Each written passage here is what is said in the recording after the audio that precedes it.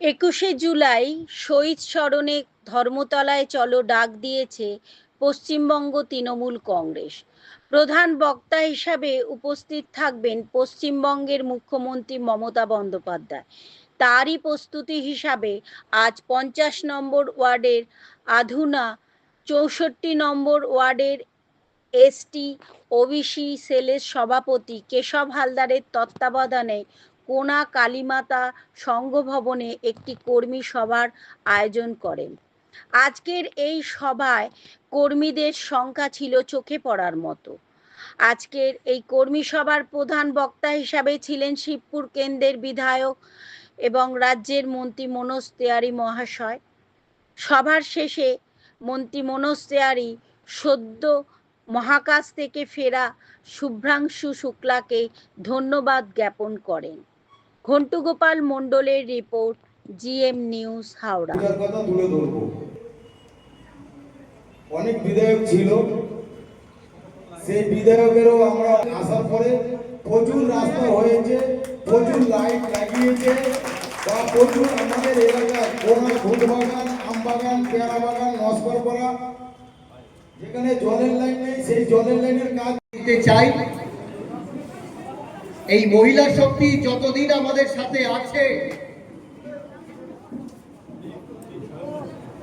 যতদিন মহিলা শক্তি আমাদের সাথে আছে ততদিন কিন্তু আমরা এগিয়ে চলবো। কেন, তার ব্যাখ্যাটা আমি করে দিতে পারি। হয়তো ছেলে পুরুষরা যারা আছে রাখে না, ছেলেরা কি খাটে না? অবশ্যই খাটে, কিন্তু ছেলেরা যা খাটে তার থেকে 5 গুণ বাড়িয়ে দাও, মহিলা শক্তিরা খাটে। তাদেরকে নিজের বাড়ি চালাতে হয়, সংসার চালাতে হয়, বড়দের দেখতে হয়, সন্তানদেরকে দেখতে হয়। সকাল 4টের সময় উঠে পড়ে, যদি না পায় সঠিক মিষ্টি থেকে, সঠিক মিষ্টি থাকা উচিত। যদি না হয় তখন বকাবকি হবে, ঝগড়া হয়। তারপরে এদেরকে স্কুলে পাঠানোর পর বর যখন কাজে বেরোয় বা তাদেরকে নিয়ে যখন বেরোয় তখন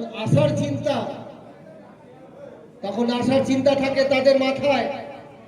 ভালোভাবে রান্না করব, মিষ্টি ভালো করে খাওয়াটায় স্বাদ থাকবে, সেরকম চিন্তা ভাবনা করে সঠিকভাবে ইনগ্রিডিয়েন্টসটা দিতে হয়, মশলা দিতে হয়। তারপরে মেয়েরা আসবে, তারপরে তাদের চান থেকে শুরু করে, খাওয়া থেকে শুরু করে, টিউশন থেকে শুরু করে, কোথায় থেকে ফিস আসবে, কোথায় থেকে ঘর সংসার চলবে।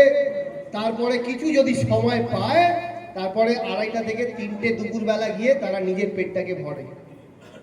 তারপরে আবার 1 ঘন্টা কোনোভাবে যদি ওরা, আমি বেশি সময় নেব না, কেন আমি জানি আমাদের মহিলা শক্তি যারা যারা উপস্থিত আছে এখানে, তাদের মাথায় একটাই চিন্তা চলছে এই মুহূর্তে, কত তাড়াতাড়ি শেষ হবে, আমরা বাড়ি গিয়ে রান্না করবো, আমাদের বড়দেরকে, ছেলেদের, মেয়েদের খাওয়াতে হবে।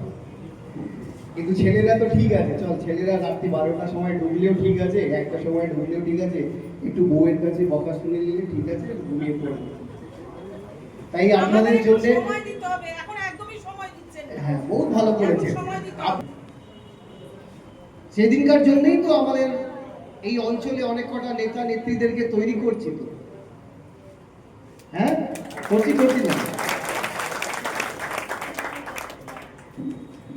তাই জন্য তো মানুষরা পরিষেবা পাচ্ছে আশেপাশে।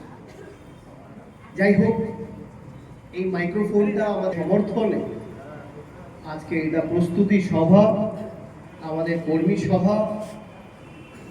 কর্মী বলে এই সভাটাকে আমি উল্লেখ করতে চাই না। আমি মনে করি কর্মীরাই হচ্ছে আমাদের আসল সম্পদ। হয়তো কিছু জন হয়তো মনে প্রশ্ন করবে, মনে বলছে না এই একই কথা বলে, কিন্তু বারবার, মানে সেরকম ব্যাপার নয়। কিন্তু আসলে আমি বিশ্বাস করি বলেই বলি, কি যদি আপনারা না থাকতেন তাহলে বলুন তো দল কি এই জায়গায় থাকতো? হ্যাঁ কি না? হ্যাঁ। আজকে যে মা মাটি মানুষের সরকার, এই তৃণমূল কংগ্রেস সরকার যে জায়গায় আছে এত বছর ধরে, 2011 পর থেকে, আপনাদের মতন লক্ষ লক্ষ কোটি কোটি আমাদের তৃণমূল কংগ্রেস বিন্দুরা যারা আছেন গোটা রাজ্যতে, তারা যদি এগিয়ে না আসতো, মাটি কামড়ে তাদের প্রাণ দিয়ে রক্ত দিয়ে যদি এই দলের জন্য যদি না দাঁড়াতো, তাহলে আজকে এই তৃণমূল কংগ্রেস জিন্দাবাদ যেটা বলছি সেটা হয়তো একটু কষ্টের মধ্যে বলতে হতো। ওই আন্দোলনে অংশগ্রহণ করেছিল, তারা জানতো না এই আন্দোলন যদি করি তাদেরকে তাদের প্রাণ হারাতে হবে। তাই যেভাবে দিদি আমাদের মাননীয় মুখ্যমন্ত্রী মমতা বন্দ্যোপাধ্যায় যেভাবে তাদেরকে ভোলেনি, তাদের স্মৃতির উদ্দেশ্যে 21শে জুলাইকে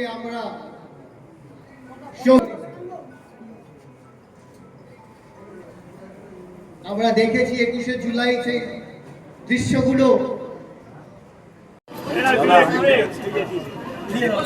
আপনাদের তো শিবপুর কেন্দ্র মহামিছিল কাল আপনি বলেই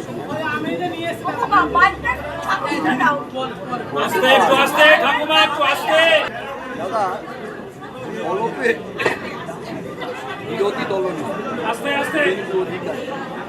এসে যা যা বলে গেছে সবটা হয়তো বলতে পারবো না। 26-এর ইলেকশন নিয়ে অনেক কিছু বলেছে, যেখানে বলেছে যে আপনারা ভাবছেন কি বলবেন। যেদিনকে বলার জন্যে ট্যাক্স লাগিয়ে দেবে কেন্দ্র সরকার, সেদিন থেকে ভুল বলা বলি বন্ধ হয়ে যাবে। আমি তাদের নিয়ে কোনো চিন্তা করি না, এটা অহংকার বলছি না, এটা কাজ বলছে কাজ। শিবপুরে আমাদের রাজ্যতে যা কাজ মামাটি মানুষ করিয়ে দেখিয়ে দিয়েছে মমতা বন্দ্যোপাধ্যায়, অভিষেক বন্দ্যোপাধ্যায় করে দেখিয়ে দিয়েছে, তার কোনো বিকল্প এই রাজ্যতে নেই। তারা যদি স্বপ্ন যদি দেখে, স্বপ্নটা দেখুক, যখন স্বপ্ন থেকে বেরোবে তখন দেখা যাবে। দাদা একটা অন্য প্রশ্ন। আজ মহাকাশ থেকে ফিরল শুভ্রাং, মহাকাশ থেকে ফিরলেন শুভ্রাং। এর আগে রাকেশ শর্মা গিয়েছিলেন, আজকে ফিরেছে, কি শুভেচ্ছা জানাবেন? হ্যাঁ, কংগ্রাচুলেশন জানাতে চাই, অভিনন্দন জানাতে চাই। আমাদের স্পেস থেকে উনি ফিরেছেন, সুস্থভাবে ফিরেছেন, এটা গর্বর ব্যাপার। ভারতীয় হওয়ার একটা আমরা অবশ্যই আজকে পুরো বিশ্বতে গর্ব করে বলতে পারি, যিনি ফিরেছেন সে হচ্ছে একটা ভারতীয়, আর ভারতীয় হওয়ার আমরা গর্ব বোধ করি। অনেক অনেক অভিনন্দন ওনাকে, ওনার পরিবারকে আর গোটা দেশবাসীদের।